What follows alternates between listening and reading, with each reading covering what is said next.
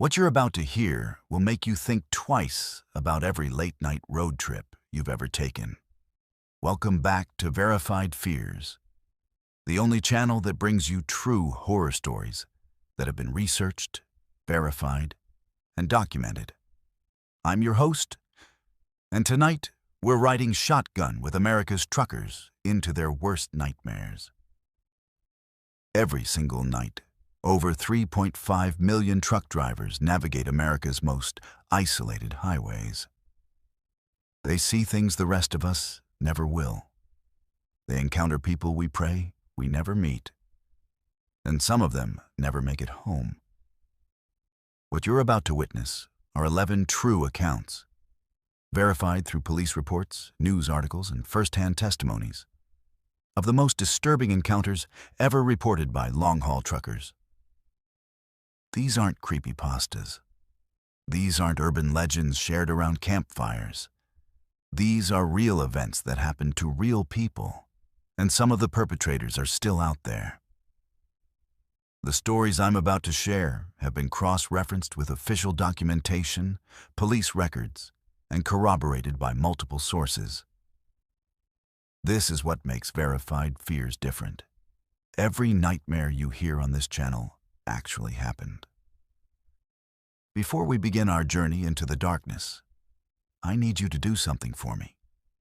Hit that subscribe button and ring the notification bell, because Verified Fears uploads the most spine-chilling true stories every week. And trust me, you don't want to miss what's coming next. If these stories give you chills, smash that like button. It helps other horror fans discover these verified accounts of real terror. And if you're a trucker with your own disturbing encounter, drop it in the comments below. Every story gets investigated for potential future episodes.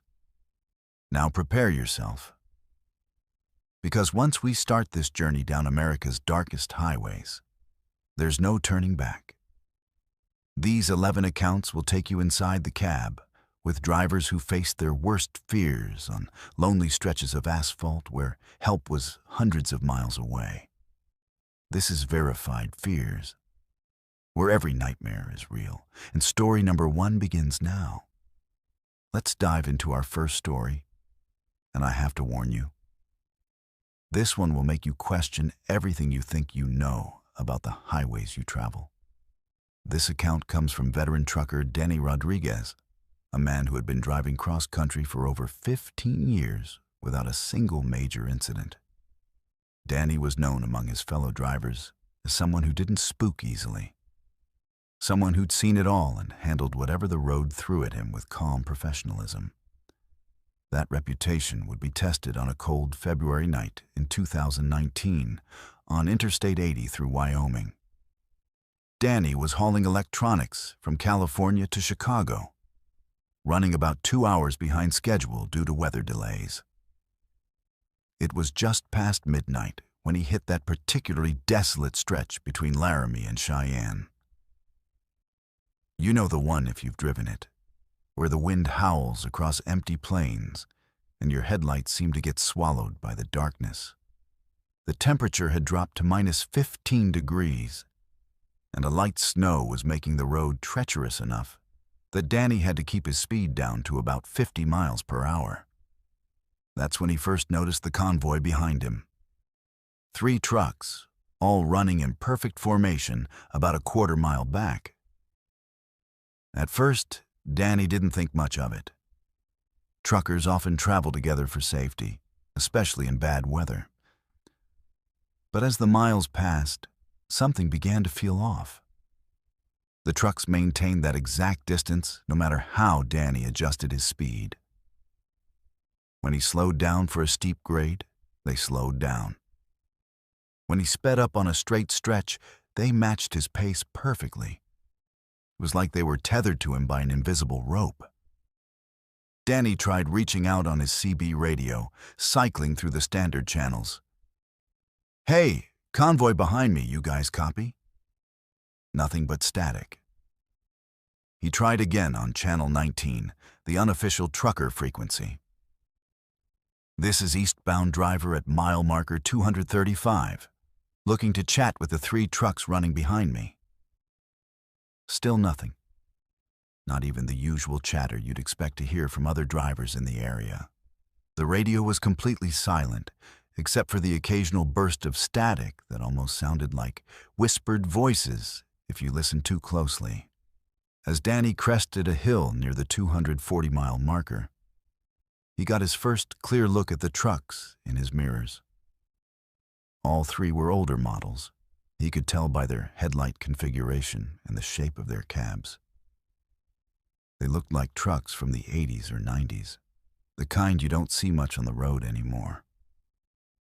What struck him as odd was that despite the freezing weather and blowing snow, none of them had their running lights on. Just headlights cutting through the darkness like 6 glowing eyes. The feeling of unease grew stronger when Danny realized he hadn't seen any other traffic for over an hour. On a major interstate like I-80, even in the middle of the night, you'd expect to see at least a few cars or other trucks. But the highway was completely empty, except for Danny and his mysterious escort. It was as if they were driving through a world where everyone else had simply vanished. Danny decided to test his followers. He pulled into a rest area at mile marker 250, thinking the trucks would either stop as well or continue past him. Instead, they slowed down and parked in a line at the far end of the rest area, engines running, headlights still on. Danny could see the silhouettes of drivers in each cab, but they weren't moving. They were just sitting there, watching him. The rest area itself felt wrong.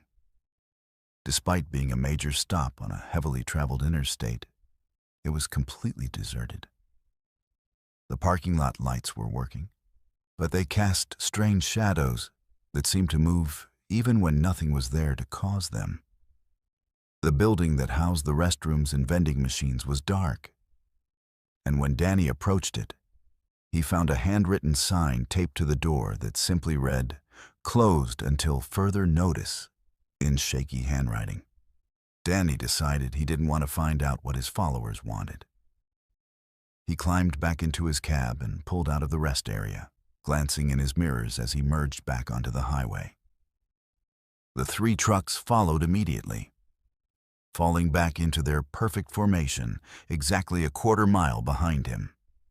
This continued for another 50 miles. Through small towns that should have shown signs of life, but appeared completely abandoned. It was around 3 a.m. when things took a turn that still gives Danny nightmares. He was approaching a long uphill grade when his engine started sputtering. The temperature gauge began climbing toward the red zone, and he could smell burning coolant. Any trucker will tell you that losing your engine in the middle of nowhere in sub-zero weather isn't just an inconvenience. It can be a death sentence. Danny managed to coax his truck to the top of the grade before it died completely, rolling to a stop on the shoulder with his hazard lights flashing. The 3 trucks that had been following him didn't stop. They didn't even slow down. They passed him at regular highway speed, and as each one went by, Danny got his first clear look at the drivers. What he saw defied explanation. Each cab appeared to be empty. No driver visible behind the wheel, no movement inside. The trucks were driving themselves, or being driven by something Danny couldn't see.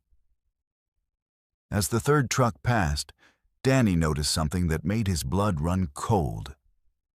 Painted on the back of the trailer in faded letters was a company name he recognized.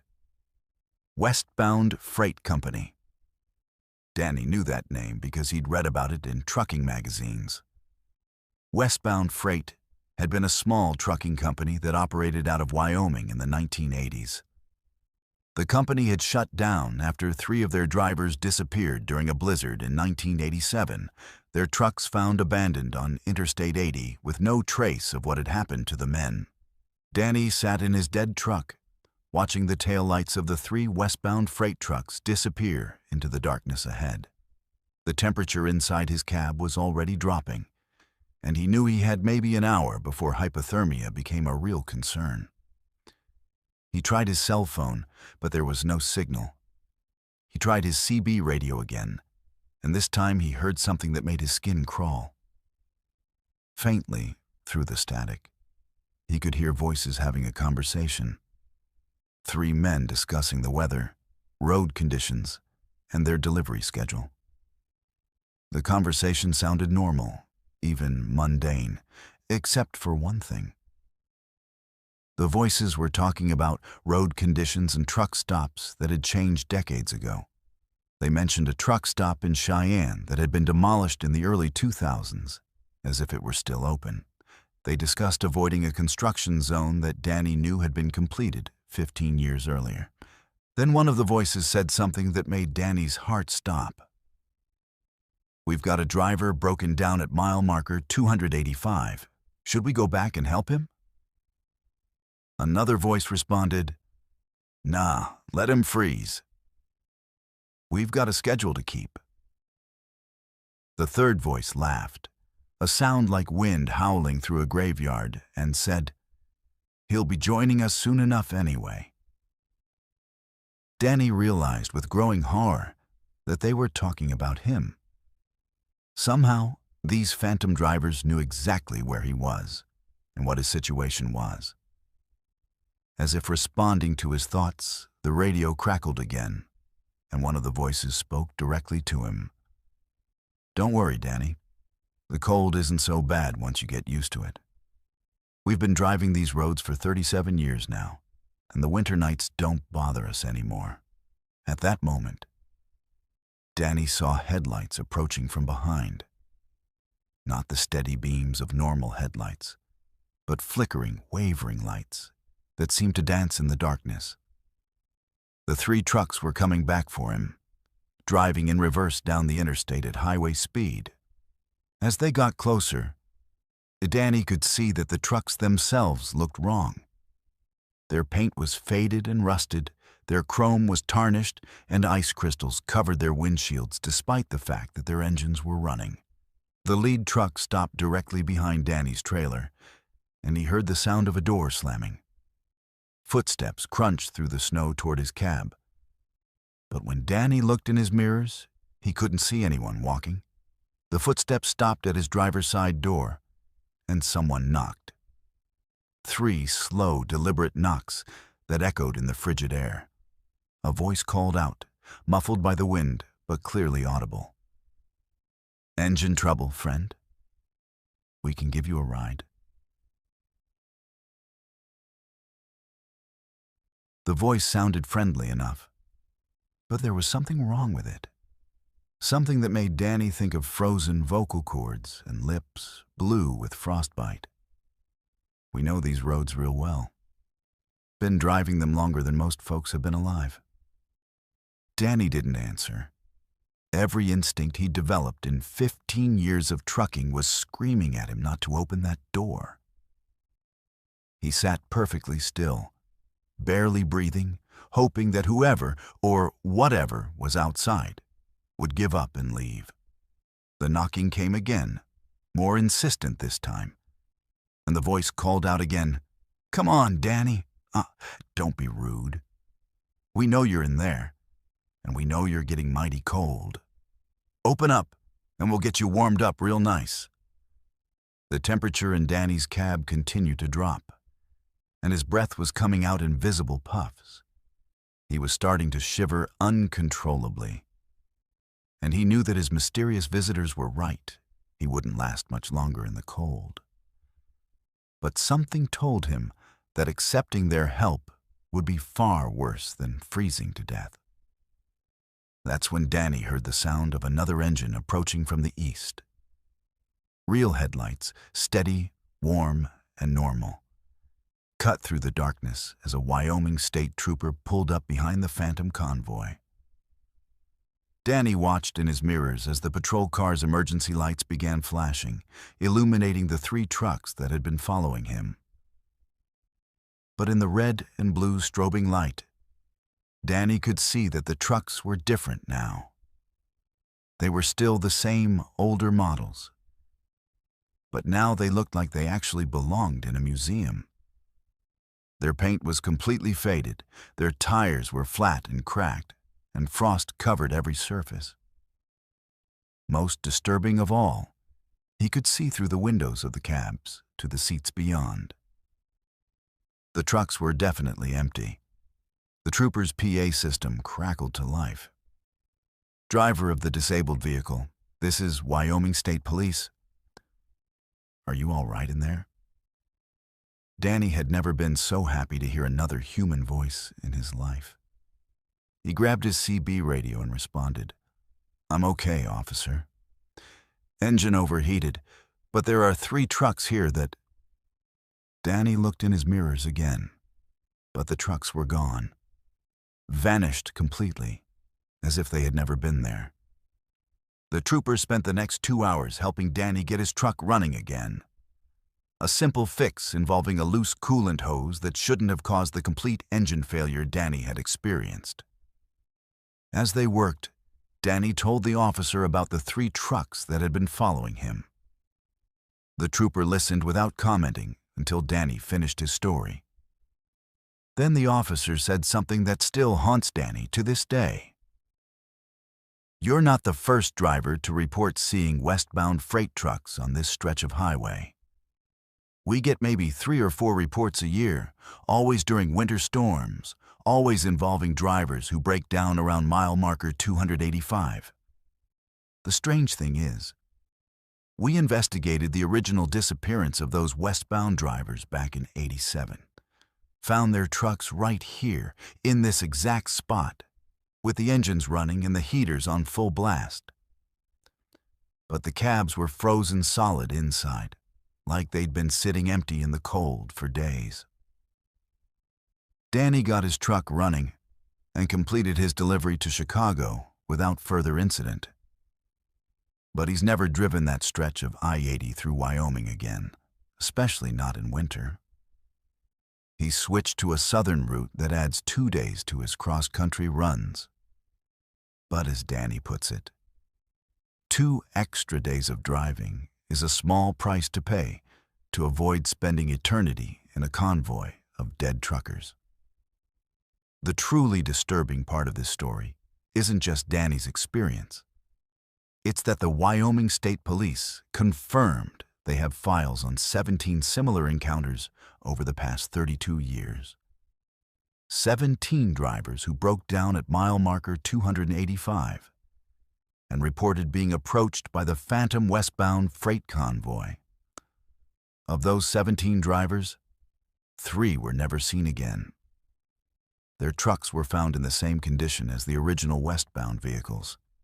Engines running, heaters on, cabs frozen solid, and no trace of the drivers. The police won't officially comment on the disappearances, but Officer Mitchell Thompson, who helped Danny that night, retired from the force 6 months later.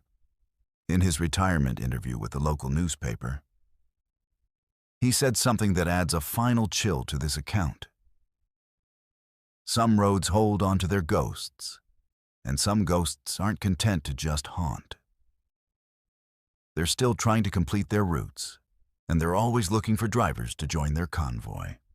Let's move on to our second story. And this one proves that sometimes the most terrifying encounters begin with the smallest mistakes.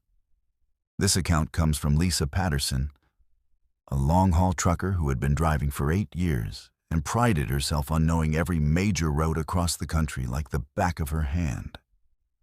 Lisa was the kind of driver who could navigate from Seattle to Miami without ever looking at a GPS, relying instead on her encyclopedic knowledge of interstates, truck stops, and shortcuts that most drivers never discovered. It was a humid August night in 2021 when Lisa was hauling furniture from North Carolina to Texas, taking her usual route along Interstate 40. She was running ahead of schedule and feeling good about making an early delivery when she hit unexpected construction near the Tennessee-Arkansas border. The highway was completely shut down due to an overturned chemical truck, and the detour signs directed traffic onto a series of back roads that would eventually connect to Highway 67 South. Lisa had driven this detour once before, maybe 2 years earlier, so she wasn't particularly concerned. The route added about 40 miles to her trip, but it would get her around the construction and back on track. What she didn't realize was that road construction and rural development had changed the area significantly since her last visit.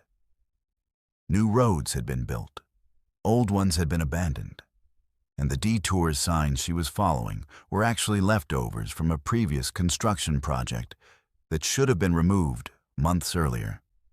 By the time Lisa realized she was lost, she had been driving on increasingly narrow country roads for over an hour. Her GPS had lost signal about 20 minutes earlier, and her CB radio was picking up nothing but static. The roads she was traveling weren't even marked on her trucking atlas, and every turn seemed to lead to another unmarked intersection with no signs indicating which direction led back to civilization. The landscape around her was unsettling in a way that Lisa couldn't quite put her finger on. The trees on both sides of the road were dense and overgrown, creating a tunnel effect that blocked out most of the moonlight. What little she could see in her headlights looked wrong somehow. Farmhouses that appeared to be abandoned, with broken windows and overgrown yards, but with fresh tire tracks in their driveways. Fields that should have been full of crops in late summer, but were instead covered with dead vegetation that looked like it had been burned or poisoned. Lisa's first instinct was to turn around and backtrack to the interstate. But the roads she was traveling were too narrow for a semi-truck to make a U-turn. She would need to find a wide spot or an intersection large enough to maneuver her rig around. As she continued forward, looking for a place to turn around, she began to notice that she was passing the same landmarks repeatedly. A rusted mailbox shaped like a cow, a dead tree with distinctive twisted branches, a red barn with half its roof missing. At first, Lisa thought she was just confused, and that the rural landscape was making similar-looking features seem identical. But when she passed the cow-shaped mailbox for the 4th time, she knew something was seriously wrong. According to her odometer, she had been driving for 2 hours since leaving the interstate. But somehow she was traveling in a circle on roads that should have been leading her in a straight line. Lisa decided to stop at the next house that showed signs of life and ask for directions. She'd always been independent and prided herself on never needing help on the road. But getting home safely was more important than her ego. The first house she came to was a small white farmhouse with a porch light on and what appeared to be a television flickering through the front window. Lisa pulled into the gravel driveway and walked up to the front door. When she knocked, the television sound stopped immediately, but no one came to the door. Lisa could see that the lights were on inside, and she was certain she had seen movement through the window as she approached. She knocked again, louder this time, and called out, "Excuse me, I'm a truck driver and I'm lost. Could you help me with directions?" Still no response, but Lisa could hear what sounded like whispering coming from inside the house. As Lisa turned to leave, she noticed something that made her blood run cold. There were children's toys scattered around the front yard, a tricycle, some dolls, a sandbox filled with sand. But the toys were covered in a thick layer of dust and dirt, as if they had been sitting outside for years.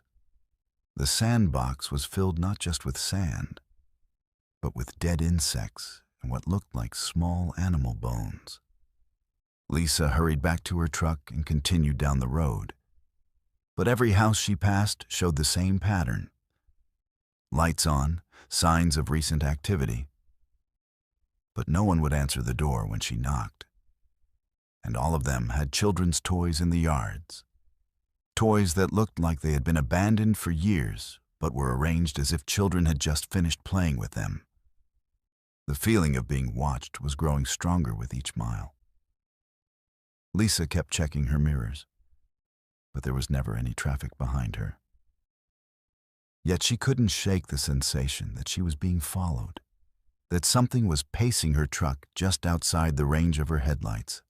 Several times, she thought she saw movement in the tree line, shapes that were too large to be animals, but moved in ways that didn't seem quite human.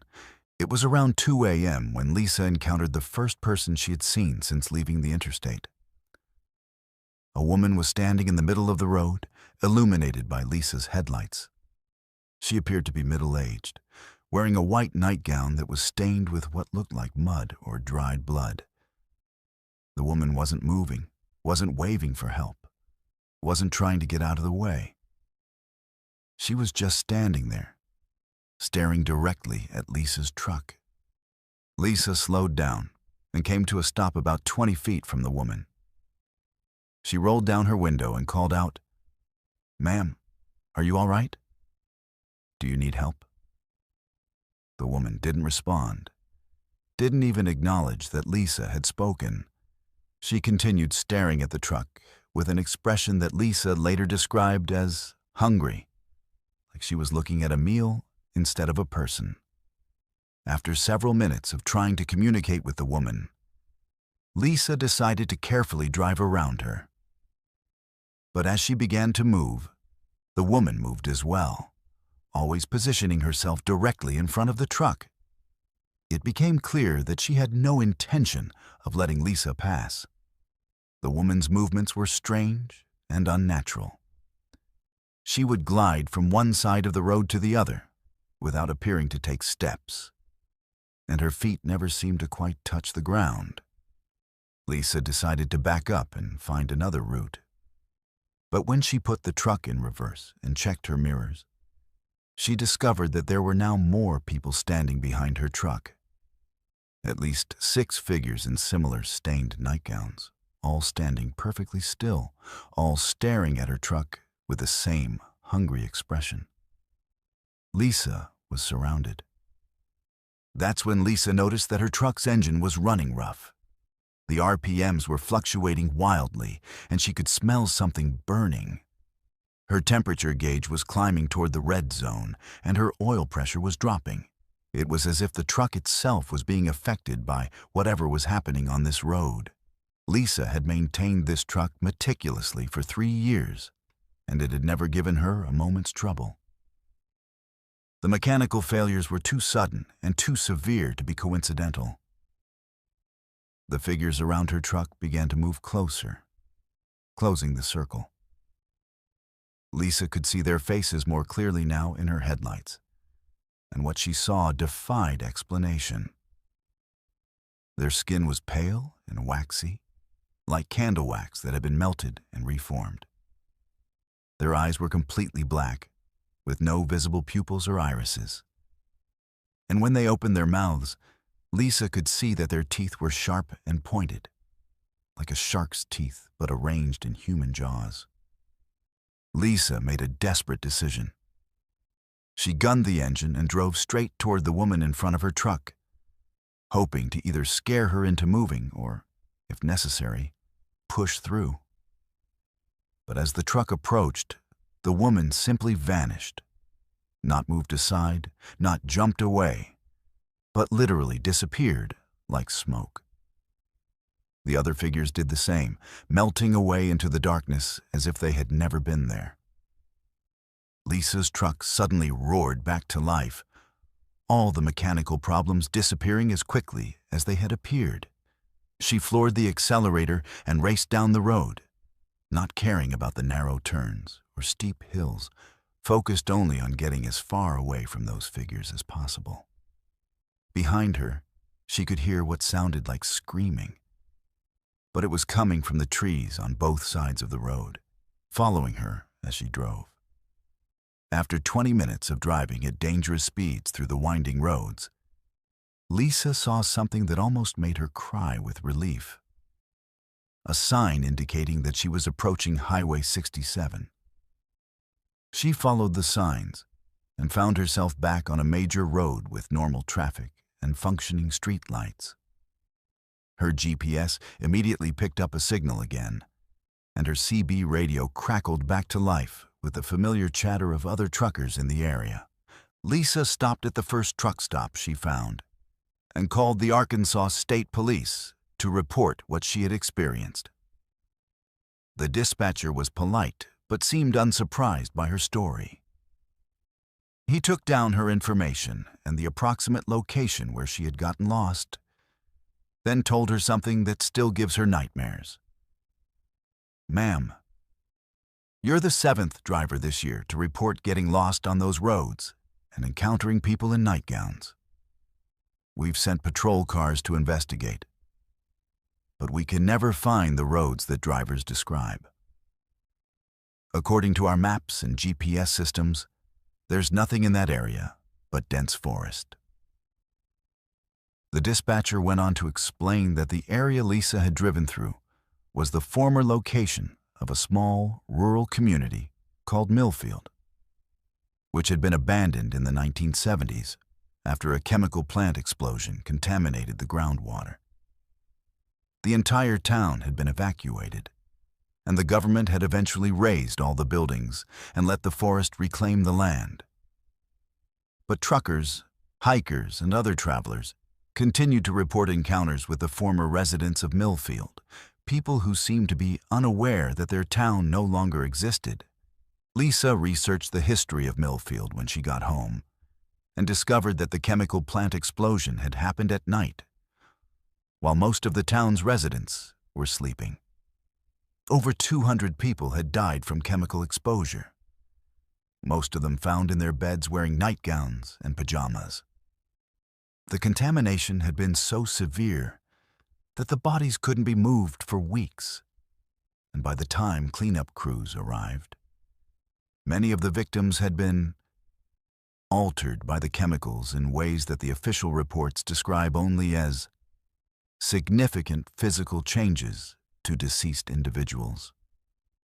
Lisa never took that route through Arkansas again, even when construction delays would have made the detour beneficial. She's also noticed that other truckers who know the area avoid discussing those back roads, and when pressed for details, they change the subject quickly. It's as if there's an unspoken understanding among drivers that some places are best left undiscovered, and some roads lead to destinations that no living person should visit. The most disturbing part of Lisa's story isn't the encounter itself, but what happened afterward. 3 weeks later, Lisa received a package at her home address. A package with no return address and a postmark from a post office that had been closed since 1978. Inside the package was a child's doll, identical to one of the toys she had seen in the yard of the first house where she had stopped for directions. The doll was wearing a miniature nightgown stained with the same dark substance she had seen on the figures in the road. Attached to the doll was a handwritten note in faded ink that simply read, "Thank you for visiting Millfield. We hope you'll come back soon. We get so few visitors these days, and we're always looking for new residents to join our community." The note was signed with dozens of names, written in different handwritings, as if the entire town had contributed to the message. Lisa threw the doll away immediately, but the next morning it was back on her doorstep. She burned it in her backyard, but within a week, she received another package containing an identical doll with the same note. This has continued for over 2 years now, with Lisa receiving a new doll every few weeks. She's moved twice since the initial incident, but somehow the packages always find her. Lisa still drives long-haul routes across the country, but she's installed multiple GPS units in her truck and carries detailed maps of every area she travels through.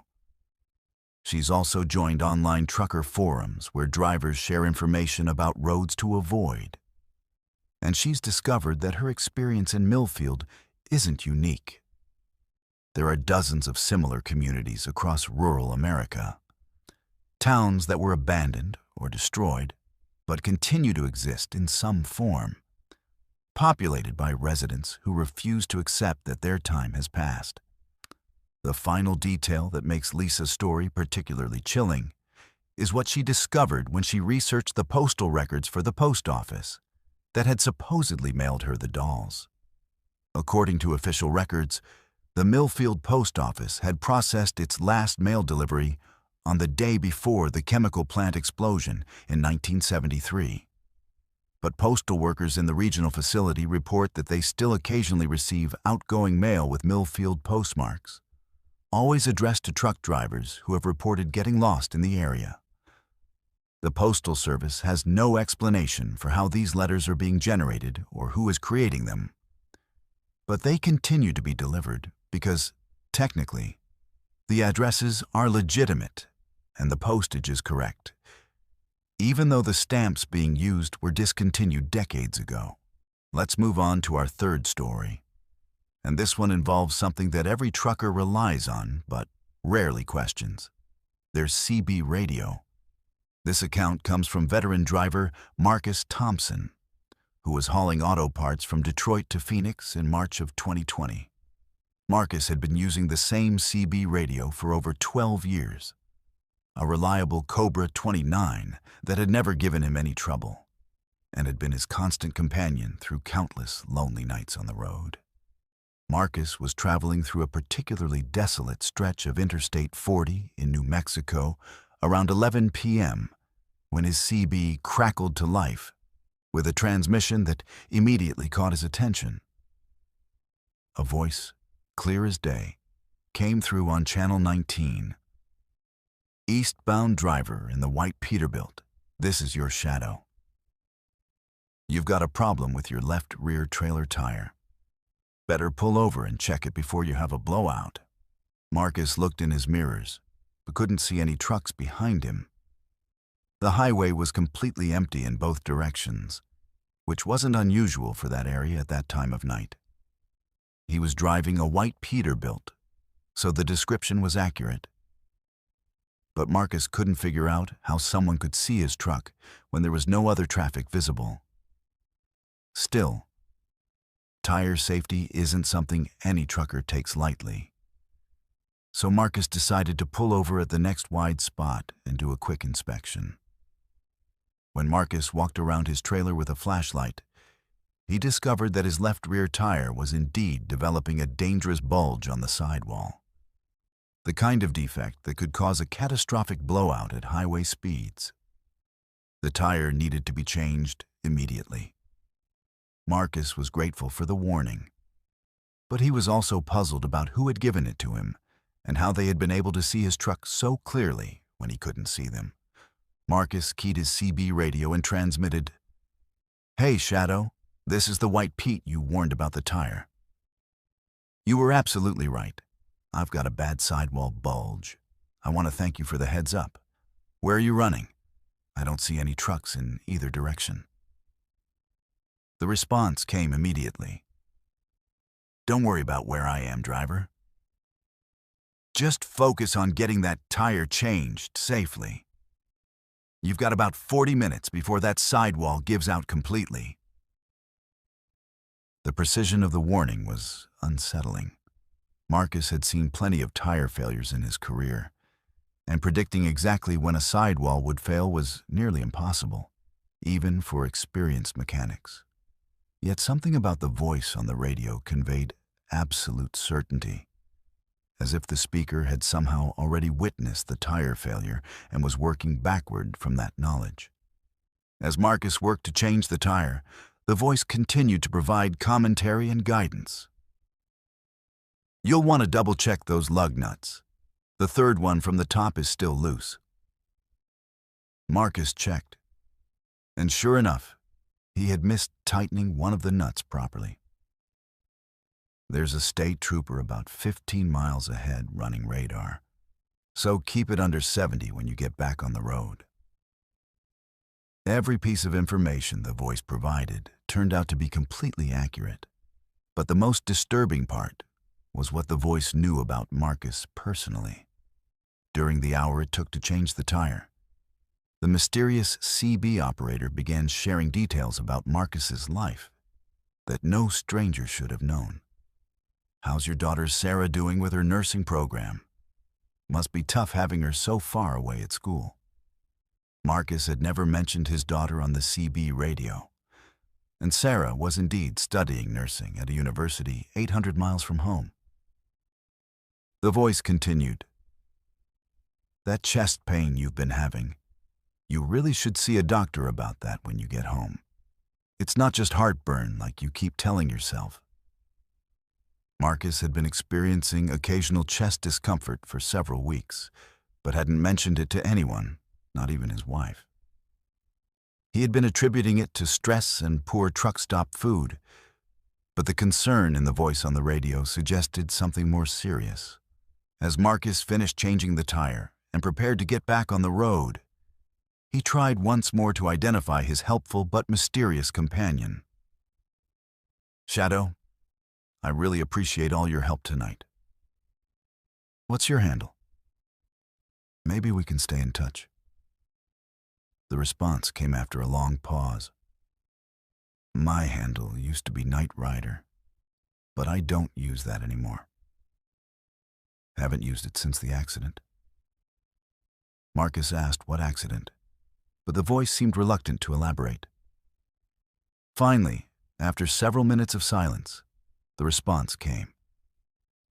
"Happened right here, Marcus. Same stretch of highway, same time of night. Tire blowout at mile marker 127. Lost control and went off the road. That was, let me see, about 6 years ago now. You'll see the cross marker when you pass mile 127. White cross with some plastic flowers that my wife put there." Marcus felt a chill run down his spine. The voice was claiming to be that of a dead trucker, someone who had died in the exact type of accident that Marcus had just avoided. He wanted to dismiss it as someone playing a cruel joke, but the level of detail about his personal life and the accuracy of all the warnings suggested something far more unsettling. As Marcus drove past at mile marker 127, his headlights illuminated a white wooden cross on the side of the highway, exactly where the voice had said it would be. Plastic flowers, faded by years of weather, were attached to the cross.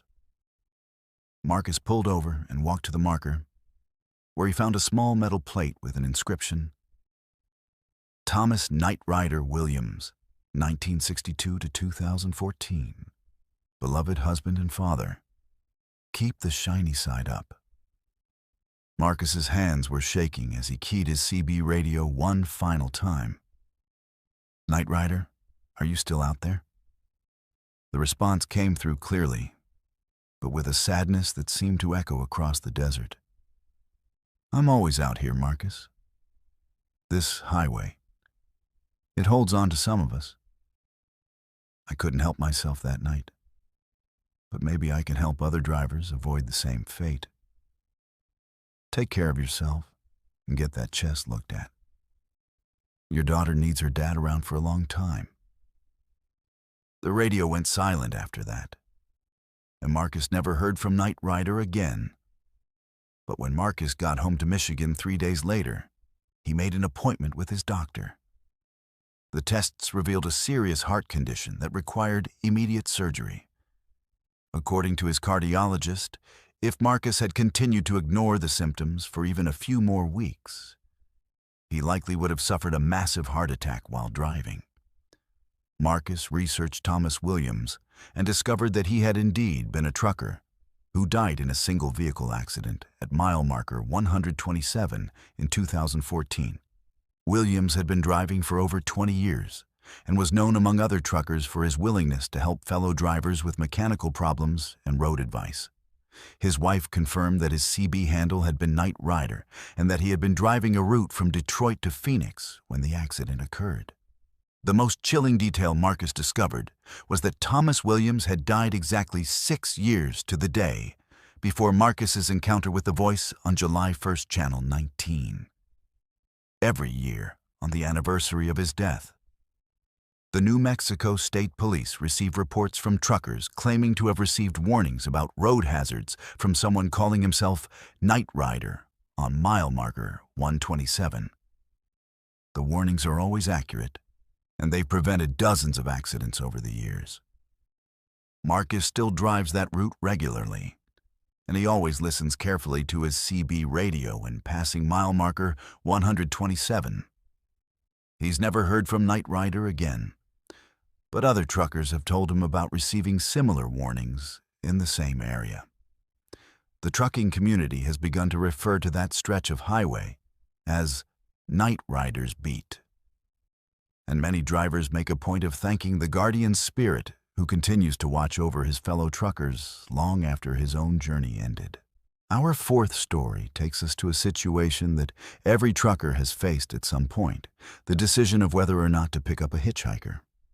This account comes from Angela Rivera, a driver who had been hauling freight for 9 years and had a strict personal policy of never picking up strangers.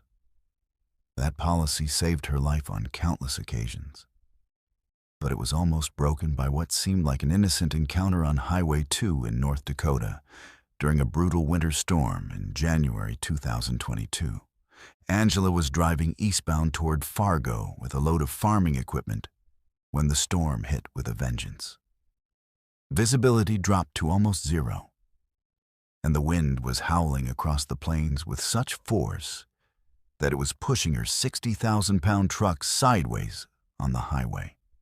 Angela had slowed to about 30 miles per hour and was considering pulling over to wait out the worst of the storm when she saw a figure standing beside the road. It was a young woman, maybe early 20s, wearing nothing but jeans and a thin jacket that was completely inadequate for the sub-zero temperatures. She wasn't actively trying to flag down traffic, just standing there in the blowing snow about 10 feet from the roadway. Angela's first instinct was to keep driving. Her company had strict policies against picking up hitchhikers, and she had never broken that rule. But something about the sight of this girl standing in a deadly blizzard without proper clothing made Angela reconsider. Angela pulled over about 50 yards past where the girl was standing and sat in her idling truck for several minutes, debating what to do. The temperature outside was minus 20 degrees, with a wind chill that made it feel like minus 40. No one could survive long in those conditions without proper shelter. Angela finally made the decision that probably saved both their lives. She decided to at least offer the girl a ride to the next town, which was about 40 miles ahead. Angela put the truck in reverse and backed up to where the girl was standing. She rolled down her passenger window and called out, "Hey, do you need help? It's dangerous to be out in this weather." The girl looked up at Angela with what appeared to be genuine relief and gratitude. She was young, blonde, and pretty, but her lips were already blue from the cold, and she was shivering uncontrollably. "My car broke down about a mile back," the girl called out over the wind. "I've been walking for almost an hour trying to find help. Could you give me a ride to the next town? I can pay you." Angela hesitated for another moment, then unlocked the passenger door. The girl climbed up into the cab, bringing with her a blast of frigid air and the smell of something Angela couldn't quite identify. Something sweet and cloying, like flowers that had been left too long in water. The girl introduced herself as Jennifer and explained that her car had slid off the road into a ditch. She said she had tried calling for help, but her phone had died, and the storm was getting worse by the minute. Angela felt sorry for her and was glad she had decided to help. Jennifer seemed polite and grateful, and she promised she would only need a ride as far as the next truck stop where she could call someone to pick her up.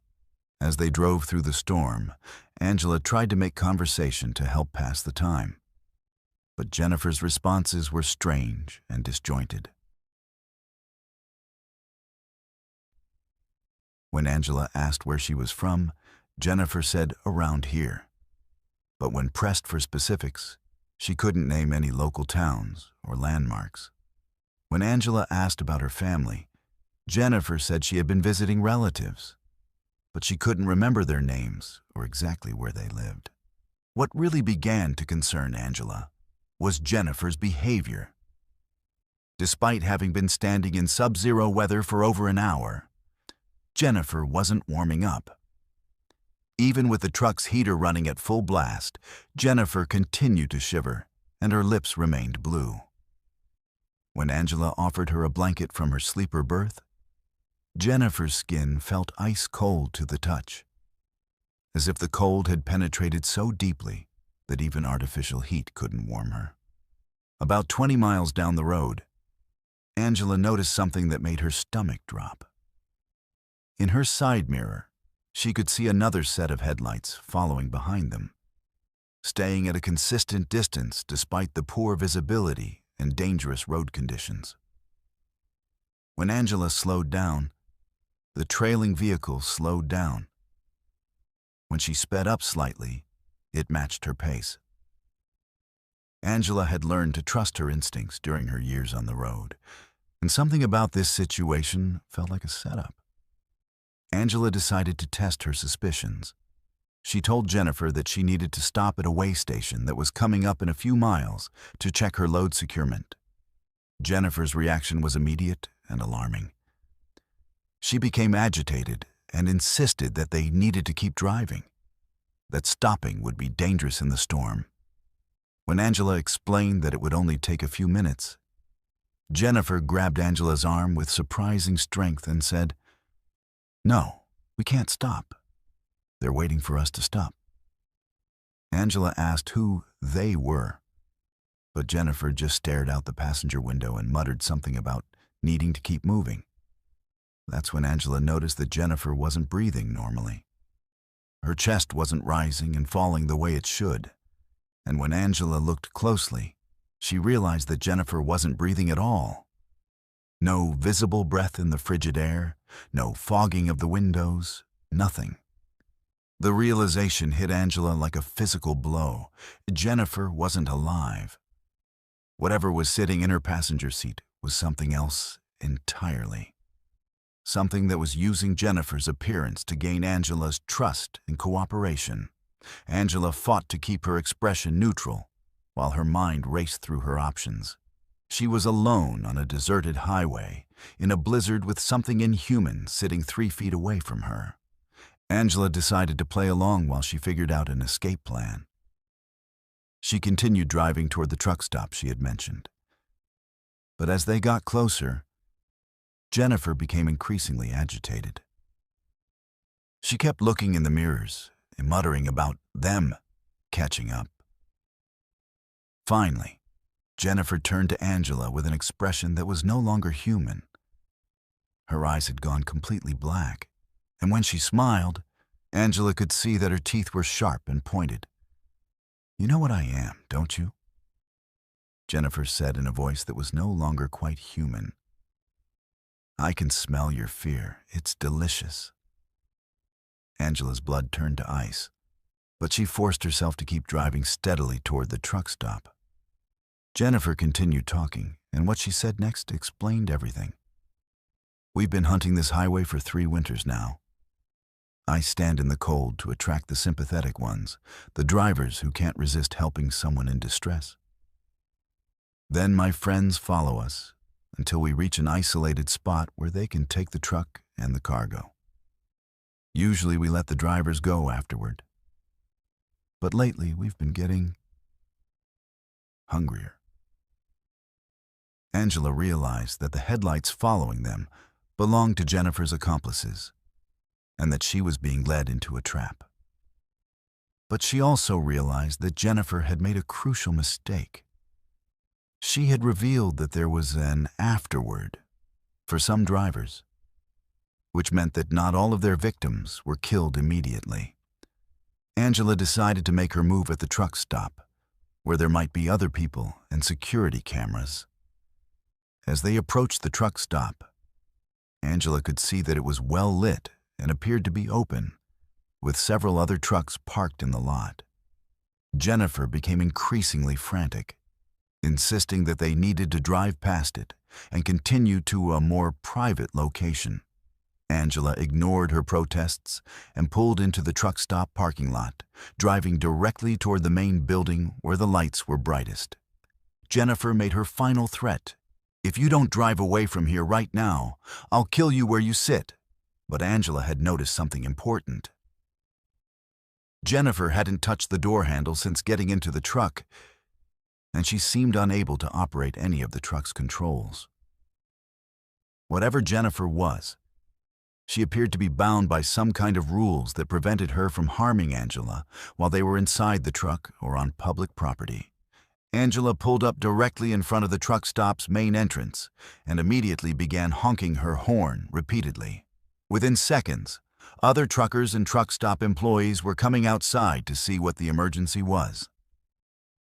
Angela pointed at Jennifer and shouted, "This isn't human. She's been trying to lure me into a trap."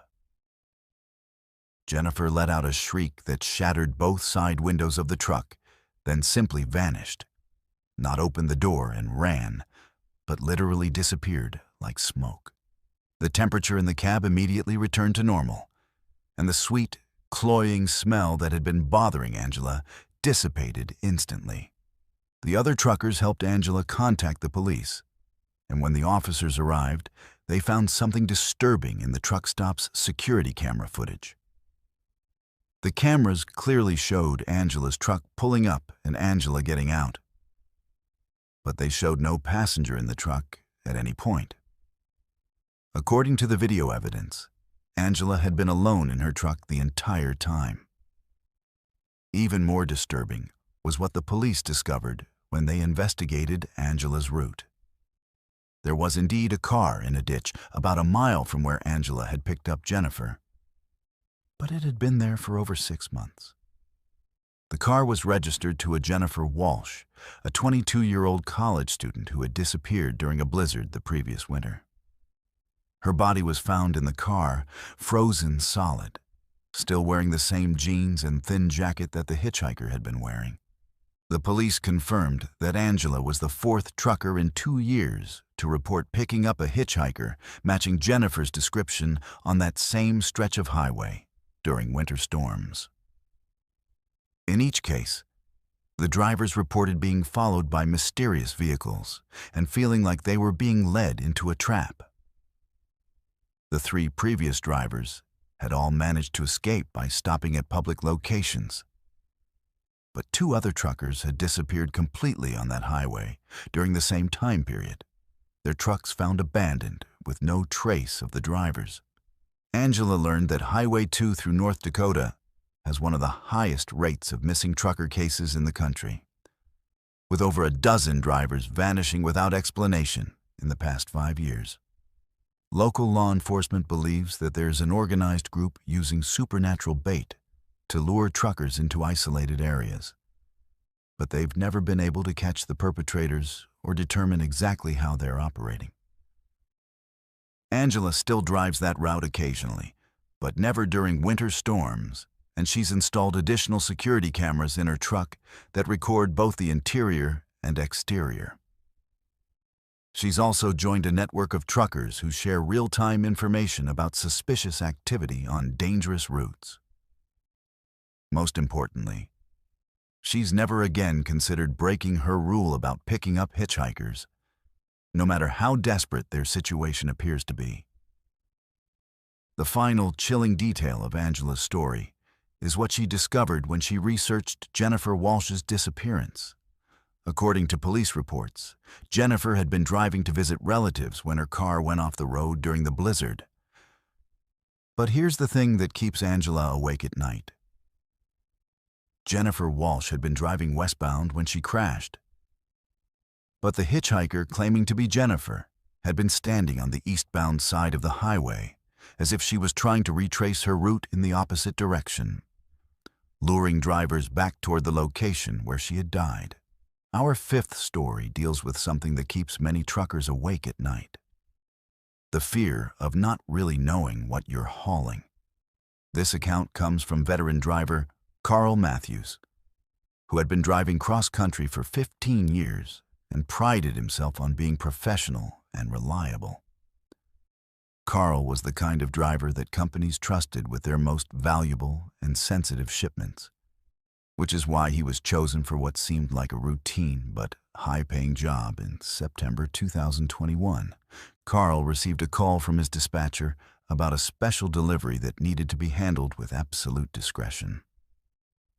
The cargo was a single shipping container that needed to be transported from a private warehouse outside of Memphis to a research facility in Colorado. The pay was exceptional, almost 3 times his normal rate. And the only requirements were that Carl could not open the container under any circumstances. He had to drive straight through without extended stops, and he could not discuss the cargo with anyone. The pickup location was unusual from the start.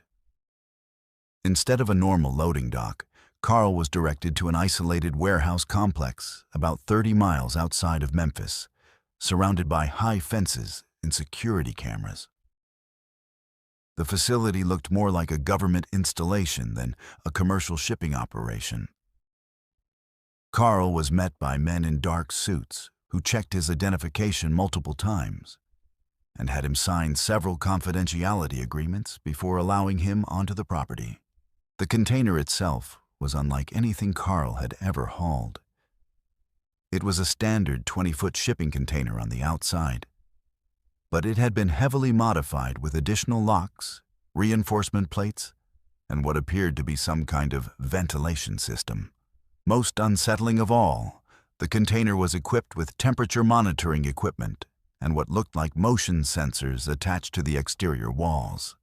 The men loading the container were extremely careful and methodical, using specialized equipment to secure it to Carl's trailer.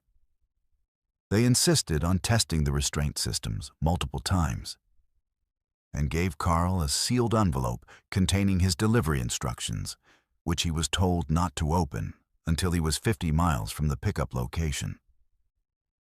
Carl had hauled classified government cargo before, so the security measures didn't particularly alarm him. But something about the entire operation felt different, more urgent and more secretive than usual. Carl began his journey toward Colorado, and for the first few hours, everything seemed normal. The container was well balanced and didn't affect his truck's handling, and he made good time on the interstate highways. But about 4 hours into the trip, as evening was approaching, Carl began to notice strange sounds coming from his trailer. At first, he attributed the noises to normal road vibration and cargo shifting, but as he listened more carefully, the sounds seemed deliberate and rhythmic. It sounded like something was moving around inside the container, not sliding or rolling like loose cargo, but moving with purpose. Carl tried to dismiss his concerns, reminding himself that the container was supposed to be sealed and that he was probably just hearing highway noise or mechanical sounds from his truck. But the sounds continued and became more pronounced as darkness fell. Carl could hear what sounded like scratching or scraping against the interior walls of the container, always from the same location near the front of the trailer. The scratching would continue for several minutes, then stop completely, then resume with more intensity. Carl began to wonder if there might be an animal trapped inside the container. But the shipping documents clearly indicated that the cargo was research materials, with no mention of livestock. Around 10 p.m., Carl stopped at a truck stop in Kansas to refuel and grab something to eat. As he walked around his truck doing his routine safety inspection, he noticed something that made his blood run cold. There were small droplets of what appeared to be blood seeping from the bottom seal of the container. Not a lot, just a few drops here and there, but enough to form small puddles beneath the trailer. Carl's first instinct was to call his dispatcher. but the confidentiality agreements he had signed specifically prohibited him from contacting anyone about the cargo except in case of a major emergency. Carl wasn't sure if a few drops of what might be blood constituted a major emergency, especially since the container itself appeared to be secure and undamaged. Carl decided to continue driving, but he kept his CB radio tuned to channel 19 and his cell phone ready in case he needed to call for help. The scratching sounds from the container continued throughout the night, sometimes becoming so loud that Carl could hear them over his engine noise and road sound. What was even more disturbing was that the sounds seemed to respond to external stimuli. Whenever Carl hit his brakes or changed lanes, the scratching would become more frantic, as if whatever was inside the container could sense the truck's movements. Around 3 a.m., Carl encountered something that still haunts him to this day. He was driving through a remote section of Colorado Highway when his truck's motion sensors began registering movement on the trailer.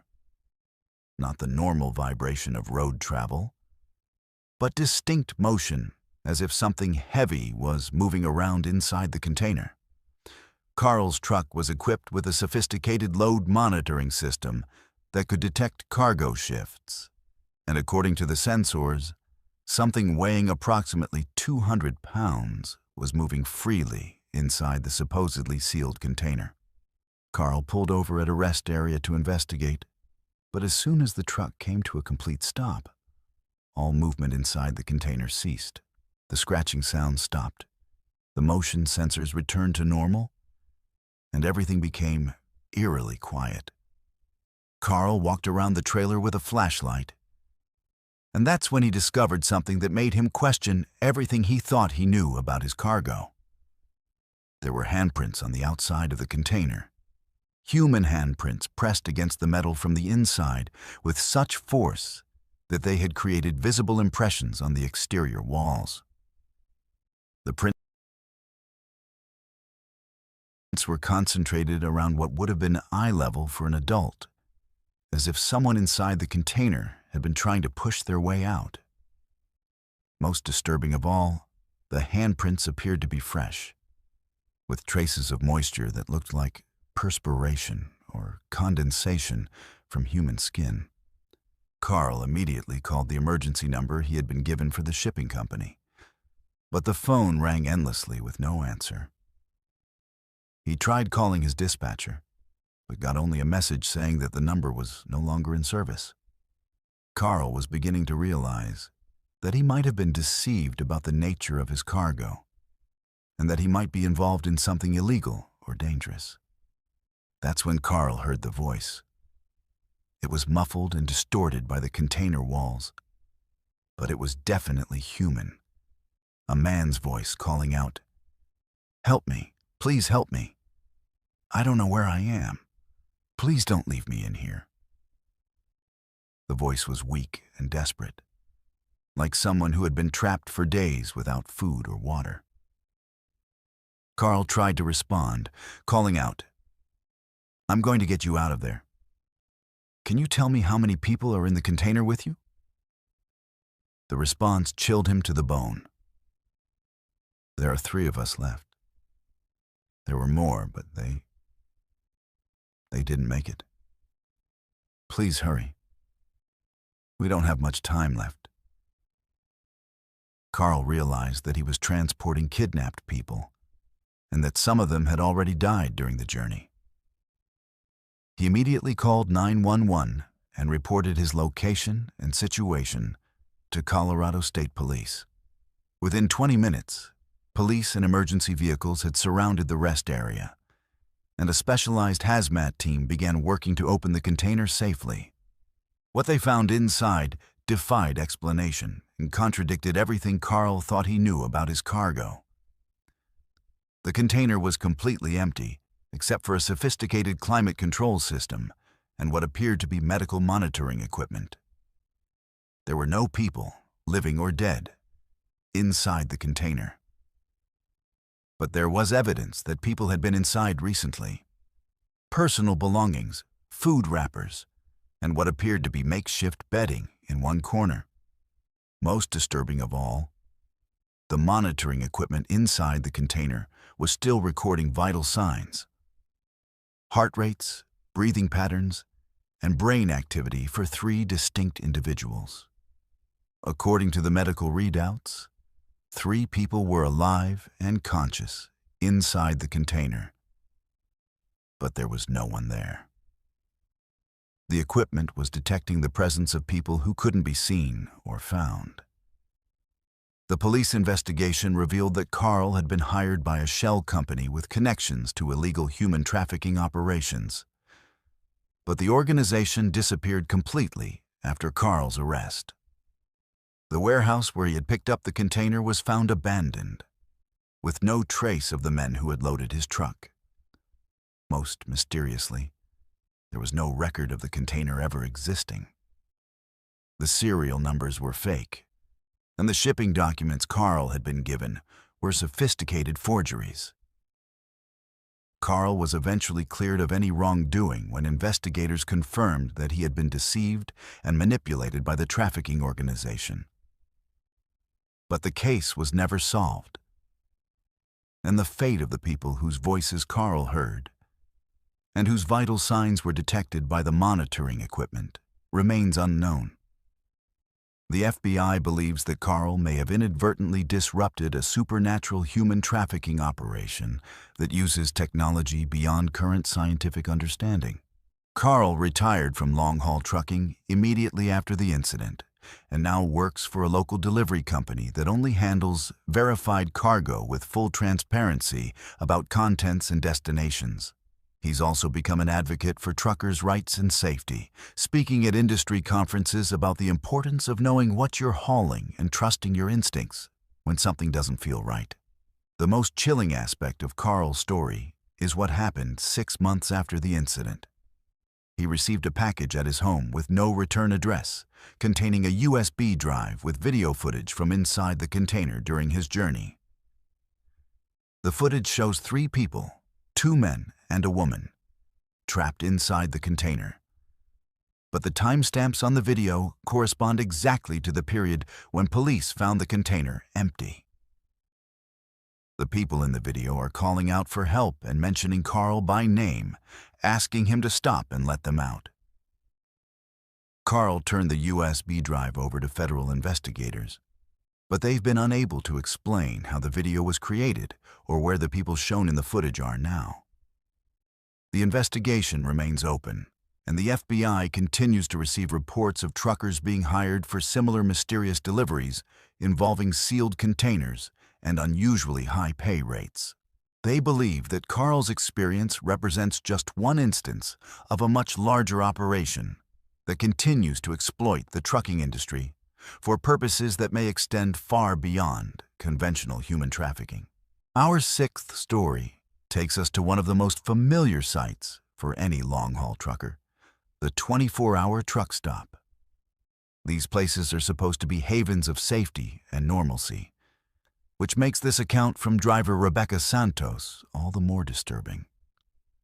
Rebecca had been driving professionally for 11 years and knew virtually every major truck stop between California and New York. So when she pulled into what appeared to be a new facility on Interstate 70 in Missouri, she thought she had simply discovered a recently opened location. It was 2:30 a.m. on a Tuesday in October 2021 when Rebecca spotted the truck stop signs advertising Big Jim's 24-hour plaza, next exit, all services available. Rebecca had driven this route dozens of times over the years and didn't remember seeing this particular truck stop before. But new facilities were always opening, and the signs looked professional and legitimate. Rebecca needed fuel and a break, so she decided to check it out. The truck stop appeared completely normal from the highway. Bright lights, a large parking area with plenty of space for big rigs, and a modern-looking main building with a typical convenience store and restaurant setup. Rebecca pulled into the fuel island and noticed that despite being well past midnight, the place was busy with other truckers fueling up and moving through the lot. Everything seemed perfectly routine. Rebecca began fueling her truck and noticed that the diesel price was significantly lower than what she had been seeing at other stops. Almost 40 cents per gallon, cheaper than the national average.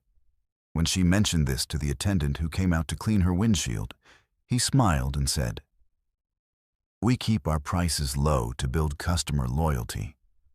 Once you stop here, you'll want to come back." Something about the way he said it made Rebecca slightly uncomfortable. But she appreciated the savings and decided to go inside to grab some coffee and snacks. The interior of the truck stop was impressive. Clean, well-stocked and modern, with a restaurant section that was serving hot food despite the late hour. Rebecca noticed that there were quite a few other truckers inside, some eating at the restaurant, others browsing the merchandise aisles, and several more just sitting in the seating area drinking coffee. What struck Rebecca as odd was how quiet everyone was.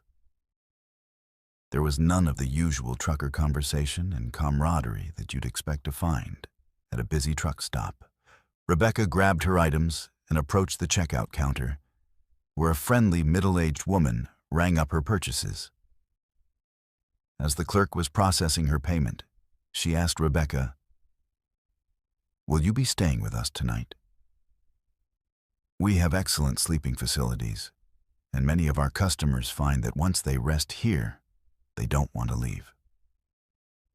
Rebecca politely declined, explaining that she preferred to sleep in her own truck. But the clerk's response was unusual. "That's what they all say at first. But Big Jim's has a way of growing on people." As Rebecca walked back to her truck, she began to notice things that hadn't registered during her initial arrival. The other truckers in the parking lot were moving very slowly and deliberately, almost like they were sleepwalking. Several drivers were just standing beside their trucks, not doing anything productive, just staring off into the distance. When Rebecca tried to make eye contact or wave at fellow drivers, they either didn't respond or gave her blank stares that seemed to look right through her. Rebecca decided she wanted to leave immediately, but when she climbed into her truck and tried to start the engine, nothing happened. All her electrical systems were working, lights, radio, dashboard. But the engine wouldn't turn over. Rebecca had been driving this truck for 3 years without any mechanical problems, and it had been running perfectly when she arrived at the truck stop. She tried several more times, but the engine remained completely dead. Rebecca went back inside to ask if there was a mechanic on duty, and the same clerk who had served her earlier seemed unsurprised by the problem. "Oh, that happens sometimes," she said casually. "The elevation here affects some engines. Don't worry, our maintenance staff can take a look at it in the morning. In the meantime, why don't you get some rest? We have very comfortable sleeping rooms available." Rebecca insisted that she needed to get back on the road immediately and asked if there was anyone who could look at her truck right away. The clerk directed her to a man named Jim, presumably the Big Jim the truck stop was named after, who was sitting in the restaurant section drinking coffee. Jim was a large, friendly-looking man in his 60s who greeted Rebecca warmly and offered to take a look at her truck. Jim followed Rebecca out to the parking lot and spent about 15 minutes examining her engine.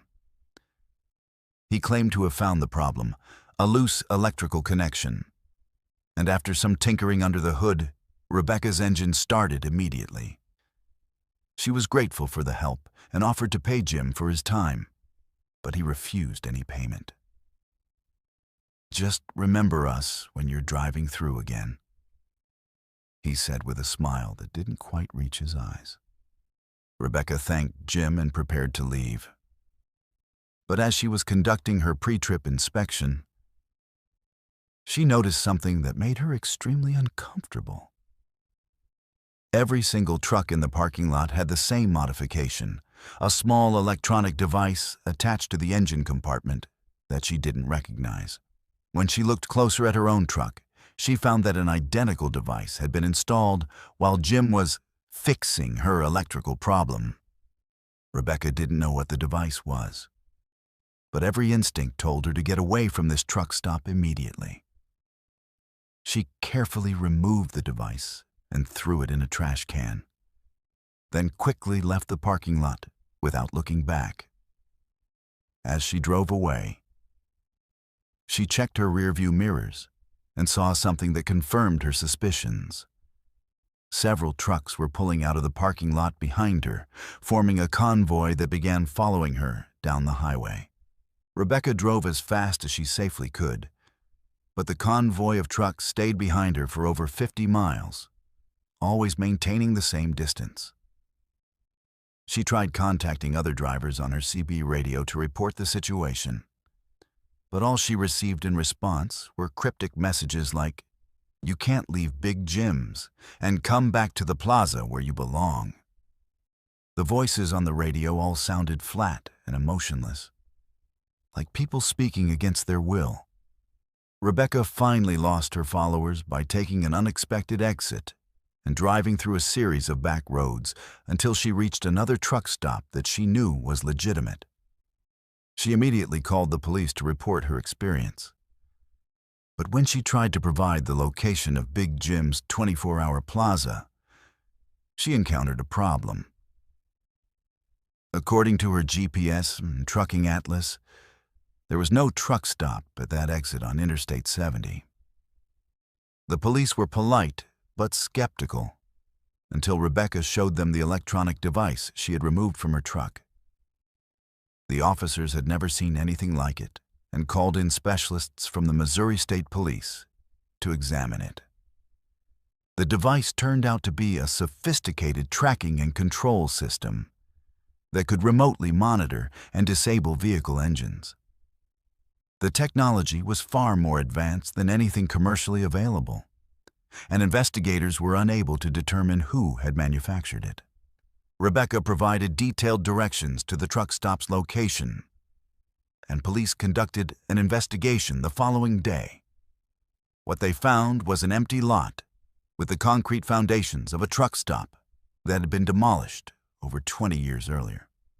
Local records showed that a facility called Big Jim's Plaza had operated at that location in the 1980s and 1990s, before closing permanently after the owner, James Big Jim Morrison, died in a trucking accident in 1999. Further investigation revealed that Rebecca was not the first driver to report encountering the Phantom truck stop. Over the past 15 years, Missouri State Police had received at least 8 similar reports from truckers who claimed to have stopped at Big Jim's 24-hour plaza, only to discover later that the facility didn't exist. In each case, the drivers described having mechanical problems that were mysteriously resolved by a helpful man named Jim, and several reported finding unknown electronic devices attached to their trucks.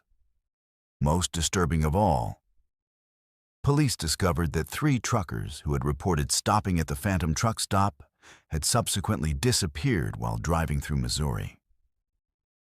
Their trucks were found abandoned at various locations along Interstate 70, with no trace of the drivers and no indication of what had happened to them. In each case, the missing truckers had last been seen on traffic cameras passing the exit, where Big Jim's Plaza was supposed to be located. Rebecca changed her regular route to avoid that section of Interstate 70. But 6 months after her encounter, she received a postcard in the mail with a picture of Big Jim's 24-hour plaza and a message that read, "We miss you at Big Jim's. Your sleeping room is still available whenever you're ready to come home."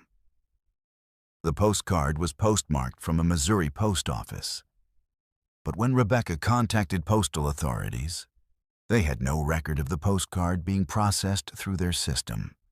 Rebecca shared her story with other truckers through online forums and discovered a disturbing pattern. Drivers who reported encountering the Phantom truck stop often received similar postcards and phone calls encouraging them to return. Several truckers reported that their GPS systems would occasionally try to route them to the non-existent truck stop, displaying directions to Big Jim's Plaza, even when they were hundreds of miles away from Missouri. The investigation into Big Jim's Plaza remains open, but authorities have been unable to explain how multiple truckers can have nearly identical experiences at a location that doesn't exist. The FBI has classified the case as a potential fraud operation involving advanced technology, but they've found no evidence of who might be operating such a scheme or what their ultimate goal might be. Rebecca continues to drive professionally, but has installed multiple backup GPS systems and carries paper maps to avoid relying on electronic navigation. She's also become part of an informal network of truckers who share information about suspicious truck stops and unusual encounters on the road. Most importantly, she's learned to trust her instincts completely.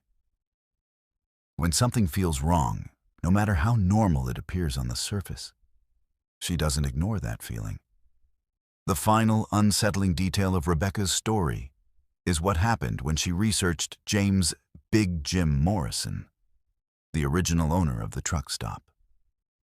According to newspaper accounts from 1999, Morrison died when his truck's brakes failed on a steep grade, causing him to crash into a bridge abutment.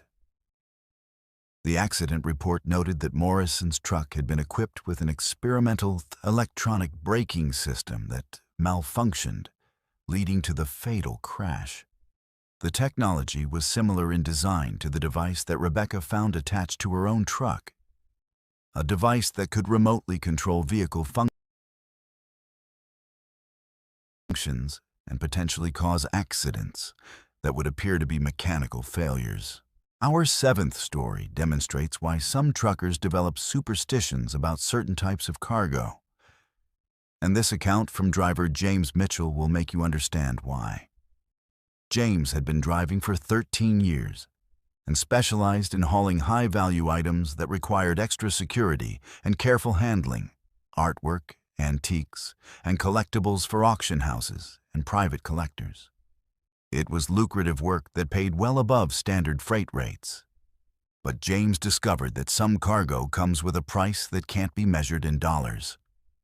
In November 2020, James was contracted to transport a collection of antique furniture from an estate sale in Savannah, Georgia, to a private collector in Portland, Oregon. The shipper was an elderly man named Harrison Blackwood, who claimed to be liquidating his late father's estate. The furniture pieces were reportedly from the 1800s and included several bedroom sets, dining room furniture, and what Blackwood described as a very special armoire that's been in my family for generations. James arrived at the pickup location, which was a sprawling Victorian mansion on the outskirts of Savannah that looked like it hadn't been maintained in decades. The house was surrounded by overgrown gardens and seemed to loom over the landscape despite the bright afternoon sunshine. Blackwood met James at the door and immediately struck him as an odd character. Extremely pale, soft-spoken, and insistent that the furniture be loaded in a very specific order, with the armoire placed at the very front of the trailer. The loading process took most of the afternoon because Blackwood insisted on personally supervising every piece as it was moved from the house to James's trailer. What struck James as unusual was how cold the furniture felt. Even though it had been sitting in a house with no air conditioning during a warm Georgia day, each piece seemed to absorb heat rather than radiate it, and James found himself shivering every time he handled the items directly. The armoire that Blackwood had mentioned was particularly unsettling. It was a massive piece, nearly 8 feet tall and made of dark wood that seemed to absorb light rather than reflect it. The piece was ornately carved with figures that appeared to be angels and demons intertwined in various poses. What made James uncomfortable was that the carved figures seemed to change depending on the angle from which you viewed them. What looked like an angel from one side appeared demonic from another. Blackwood insisted that the armoire remain locked during transport and gave James a very specific warning. Under no circumstances should you open this piece or allow anyone else to examine it. The lock is there for everyone's protection. James had transported valuable antiques before and was accustomed to security requirements. But something about Blackwood's tone suggested that the concern was about more than theft or damage. James began his cross-country journey late in the afternoon, planning to drive through the night to make up time. For the first few hours, everything seemed normal. But as darkness fell, James began to notice unusual sounds coming from his trailer. At first, he attributed the noises to normal settling and shifting of the furniture. But as he listened more carefully, the sounds became distinctly unsettling. It sounded like wood creaking and groaning, but not from road vibration or temperature changes. The sounds were rhythmic and purposeful, like someone was moving around inside the trailer. James pulled over at a rest area around midnight to check his load securement, and what he found made his blood run cold. Several of the smaller furniture pieces had moved from their original positions, despite being properly tied down with heavy-duty straps. More disturbing was the condition of the armoire. The massive piece remained in its original position, but the lock that Blackwood had been so concerned about was now hanging open. James was certain that the lock had been secure when they loaded the piece, and there was no way it could have opened accidentally during transport. James approached the armoire cautiously and noticed that the carved figures on its surface seemed more pronounced in the dim light of the rest area, their expressions appearing more sinister and lifelike. James decided not to investigate further and quickly resecured the load before getting back on the road. But the sounds from the trailer continued throughout the night, becoming more pronounced and disturbing. James began to hear what sounded like voices. Muffled conversations coming from inside the armoire, as if multiple people were trapped inside and trying to communicate with each other. Around 3 a.m., while driving through a remote section of Arkansas, James heard something that made him slam on his brakes and pull over immediately. From his trailer came the unmistakable sound of a woman screaming. Not a brief cry, but a prolonged, agonized scream, that seemed to come from inside the armoire itself. James sat in his idling truck for several minutes, listening. But the trailer had gone completely silent. James called the number that Blackwood had given him for emergencies, but the phone was disconnected. He tried calling the auction house in Portland that was supposed to receive the furniture, but they had never heard of Harrison Blackwood or any furniture delivery scheduled from Georgia. James was beginning to realize that he might have been deceived about the nature of his cargo and the legitimacy of the delivery. As James sat in his truck trying to decide what to do, he noticed movement in his side mirrors.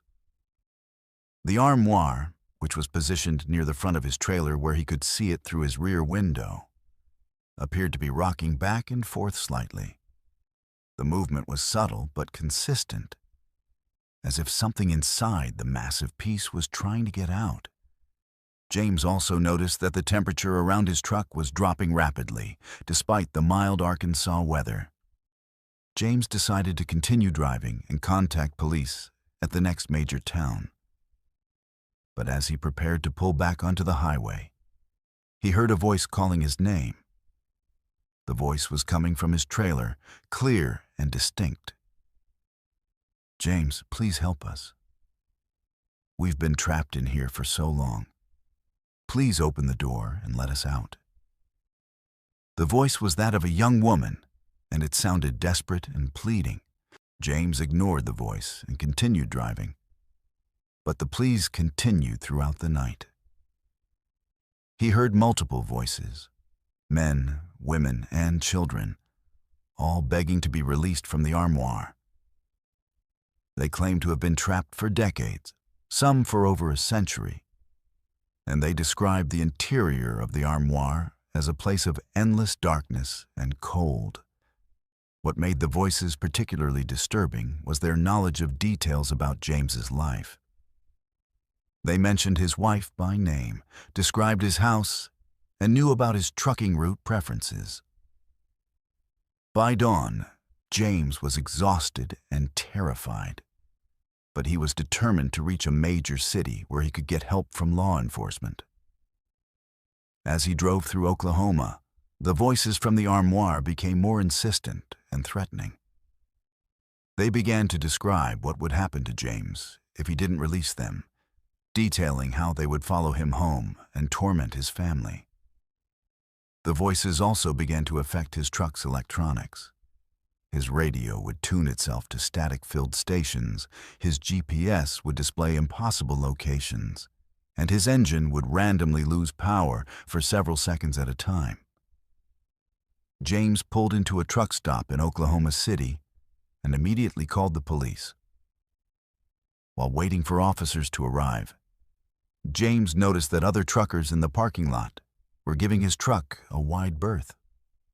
Several drivers approached him to ask if everything was all right, explaining that they could hear screaming coming from his trailer, and that the temperature around his truck was noticeably colder than the surrounding area. When police arrived and opened James's trailer to inspect the furniture, they found something that defied explanation. Every piece of furniture had moved from its secured position and was now arranged in a perfect circle around the armoire, as if the pieces had repositioned themselves during transport. The armoire itself was standing open, revealing an interior that appeared to be much larger than the external dimensions of the piece would allow. Inside the armoire, police found dozens of personal items: jewelry, photographs, clothing, and identification documents dating back to the 1800s. All of the items belonged to people who had been reported missing over the past 150 years, many of them from the Savannah area. Most disturbing of all, the items showed no signs of age or deterioration, as if they had been preserved in some kind of temporal bubble. Police contacted authorities in Savannah to investigate Harrison Blackwood and the Victorian mansion, where James had picked up the furniture. What they discovered was that the house had been abandoned since 1987, when the last known resident, Harrison Blackwood Sr., had disappeared under mysterious circumstances. The current owner was a property management company that had been trying to sell the house for decades, but had been unable to find buyers due to reports of paranormal activity. Further investigation revealed that the armoire had a documented history of being associated with disappearances. Historical records showed that the piece had belonged to a wealthy Savannah family in the 1850s, and that over a dozen people had vanished while the armoire was in their possession. The piece had been sold and resold numerous times over the years, and each owner had eventually abandoned it after experiencing supernatural phenomena. James was released without charges once police confirmed that he had been deceived about the nature of his cargo. The furniture was taken into evidence and eventually transferred to a team of paranormal investigators who specialized in haunted objects. The armoire and the other pieces were eventually destroyed in a controlled burn, but witnesses reported that the fire burned with an unusual blue flame and that screaming could be heard coming from the flames until the furniture was completely consumed. James retired from long-haul trucking immediately after the incident and now works for a local delivery company that only handles verified cargo with full documentation.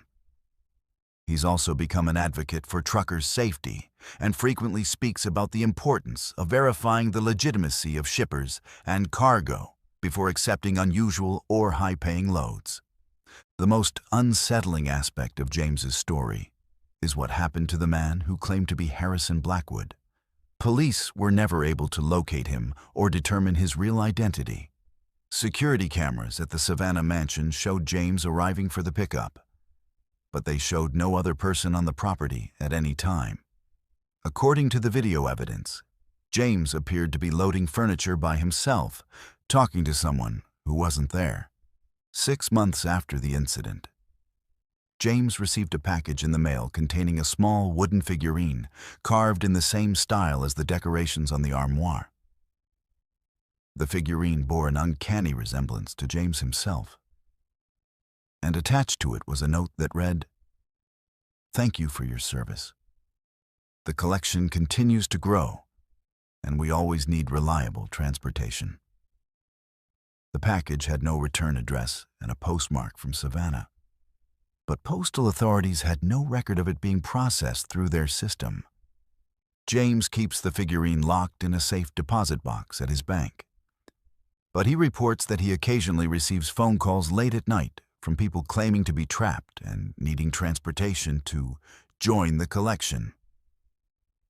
The calls always come from numbers with Savannah area codes, but when James tries to call the numbers back, they're always disconnected. James believes that he was targeted specifically because of his reputation for handling valuable and unusual cargo, and that there are other drivers who may have fallen victim to similar supernatural shipping schemes. Our 8th story deals with one of the most fundamental assumptions we make about the world: that time moves forward in a straight line, and that if you keep driving, you'll eventually reach your destination. This account comes from veteran driver Patricia Williams, who had been hauling freight for 16 years and prided herself on her punctuality and reliability. Patricia was known throughout the industry as someone who could deliver any load on time, regardless of weather, traffic, or mechanical problems. That reputation would be tested in ways she never could have imagined during what started as a routine delivery run in March 2022. Patricia received a call from her dispatcher about an urgent delivery that needed to be completed within a very tight time frame. The cargo was medical equipment being transported from a pharmaceutical company in Ohio to a research hospital in Nevada. The shipper was willing to pay premium rates for expedited delivery, and Patricia's truck was equipped with the climate control systems necessary to maintain the precise temperature requirements for the sensitive equipment. The pickup went smoothly at a modern pharmaceutical facility outside of Columbus. The cargo consisted of several large crates containing what the shipping documents described as experimental diagnostic equipment, worth over $2 million. The crates were loaded with extreme care by technicians wearing protective suits, and Patricia was given very specific instructions about maintaining temperature and avoiding any sudden movements or vibrations that could damage the sensitive instruments inside. Patricia began her journey westward on Interstate 70, planning to drive straight through to Nevada, with only brief stops for fuel and mandatory rest breaks. The cargo was time-sensitive and needed to arrive at the hospital within 72 hours to be used in an experimental procedure scheduled for the following week. Patricia had made similar runs before and was confident she could meet the deadline easily. For the first 8 hours of the trip, everything proceeded normally. Patricia made good time through Ohio and into Indiana, maintaining the required temperature in her trailer and monitoring the cargo's status through a sophisticated tracking system that had been installed by the pharmaceutical company. The equipment was functioning perfectly, and Patricia was actually running ahead of schedule when she entered Illinois around 10 p.m. That's when Patricia encountered something that would challenge everything she thought she knew about time and space. She was driving through a particularly unremarkable stretch of Interstate 70 near Effingham, Illinois, a straight, flat section of highway that she had traveled dozens of times over the years. The area was rural farmland with few landmarks, just mile markers indicating her progress westward. Patricia noticed that she was approaching mile marker 159, a detail that only registered in her mind because her logbook required her to record her location every hour. But as she continued driving at a steady 65 miles per hour for what felt like at least 10 minutes, she was surprised to see mile marker 159 approaching again. Patricia assumed she had been mistaken about the first marker and continued driving. But when she passed mile marker 159 for the third time, she knew something was seriously wrong.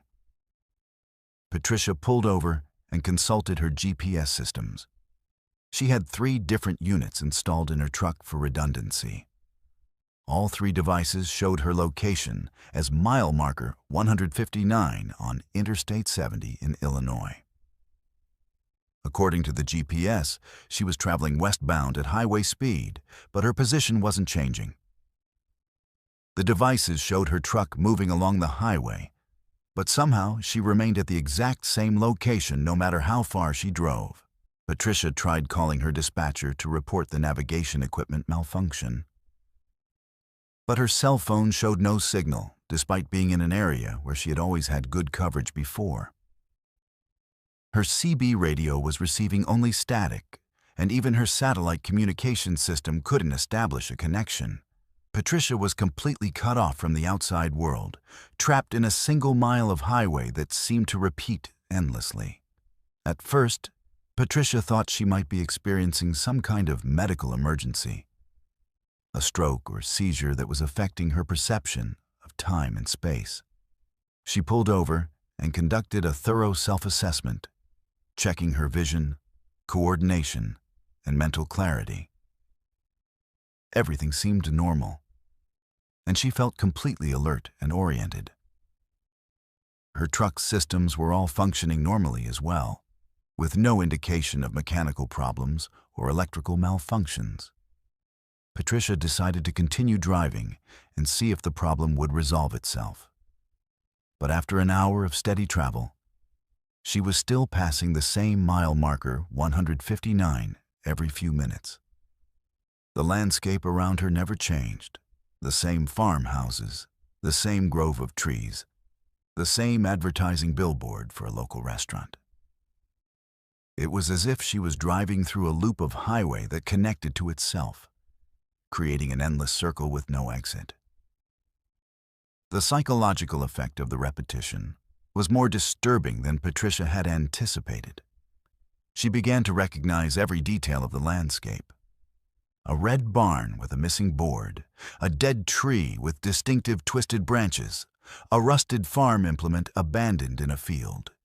Each time she passed these landmarks, they appeared in exactly the same condition, as if time had stopped for everything except her truck. Patricia tried various strategies to break free from the loop. She attempted to exit the highway, but every off-ramp led to roads that curved back to the same mile marker 159. She tried driving in reverse, but the highway behind her was identical to the highway ahead. An endless repetition of the same mile of asphalt. She even tried driving across the median to travel in the opposite direction. But somehow she found herself still heading westbound toward mile marker 159. After several hours of being trapped in the loop, Patricia began to notice subtle changes in her cargo. The temperature monitoring system was showing fluctuations that shouldn't have been possible, given the stable climate control settings. More disturbing was the sound coming from the cargo area, a low humming noise that seemed to pulse in rhythm with her truck's engine. The medical equipment was apparently still functioning, but it was behaving in ways that didn't match its normal operational parameters. Patricia checked the cargo bay and discovered that the crates containing the medical equipment were glowing with a faint blue light that pulsed in the same rhythm as the humming sound. The shipping documents had made no mention of any luminescent properties, and Patricia was certain the glow hadn't been present when the cargo was loaded. As she watched, the glow seemed to be getting brighter and the pulsing more rapid. That's when Patricia realized that her situation might be connected to the experimental equipment she was hauling. The pharmaceutical company had been deliberately vague about the exact nature of the medical devices, referring to them only as diagnostic equipment in the shipping documents. But the sophisticated loading procedures and the extreme security measures suggested that the cargo was far more significant than routine medical supplies. Patricia tried to contact the pharmaceutical company using the emergency number they had provided, but her communication systems remained completely non-functional.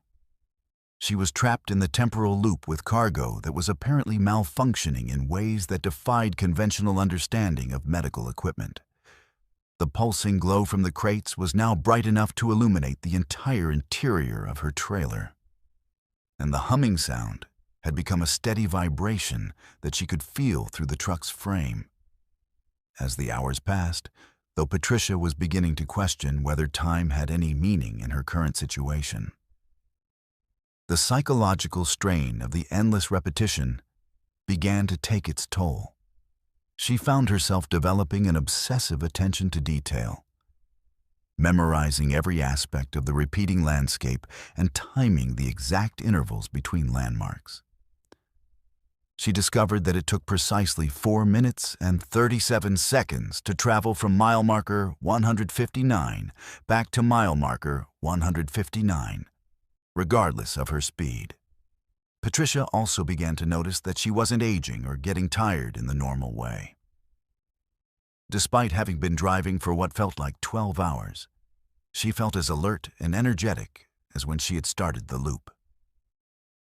Her fuel gauge remained constant, showing 3/4 full no matter how long she drove. Even her truck's odometer had stopped advancing, frozen at the exact reading it had shown when she first entered the loop. The truly disturbing part of Patricia's experience was the growing realization that she might not be alone in the loop. She began to see shadows in her peripheral vision, other vehicles that seemed to be traveling the same route, but disappeared when she tried to look at them directly. She also started hearing voices on her CB radio, faint transmissions from other drivers who seemed to be experiencing similar situations. One voice in particular became a regular presence on Channel 19, a trucker who identified himself as Bobby and claimed to have been trapped in his own loop for what he estimated to be several years. Bobby explained that he had been hauling similar experimental equipment when he became trapped, and that the cargo appeared to be creating some kind of temporal distortion field that isolated individual trucks in pocket dimensions. According to Bobby, there were dozens of drivers trapped in similar loops throughout the country, all of them hauling cargo from the same pharmaceutical company or its subsidiaries. The equipment they were transporting wasn't medical devices at all, but rather components of an experimental time manipulation technology that the company was testing by using unwitting truckers as test subjects. Bobby warned Patricia that the longer she remained in the loop, the more difficult it would become to escape. The temporal distortion was designed to study the effects of time manipulation on both humans and machinery, and the subjects were expected to eventually become permanently integrated into the experimental framework. Bobby himself had given up trying to escape and had accepted his fate as a test subject in an ongoing experiment that might continue indefinitely. Patricia refused to accept Bobby's fatalistic assessment and continued searching for a way to break free from the loop. She experimented with different driving patterns, tried damaging the cargo to disrupt the equipment's function, and even attempted to abandon her truck and escape on foot. Nothing worked. Every action she took led back to the same mile marker, 159, and the same endless repetition. The breakthrough came when Patricia discovered that the temporal distortion was connected to her truck's electrical system. The pharmaceutical company had installed monitoring equipment that was designed to interact with her truck's computer systems, creating a feedback loop that generated the temporal field. Patricia managed to locate and disconnect the monitoring device, and immediately felt the repetition effect beginning to weaken. As the device shut down, Patricia experienced a disorienting sensation of time snapping back into normal flow.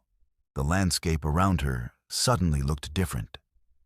Older and more weathered, as if years had passed in the outside world while she was trapped in the loop.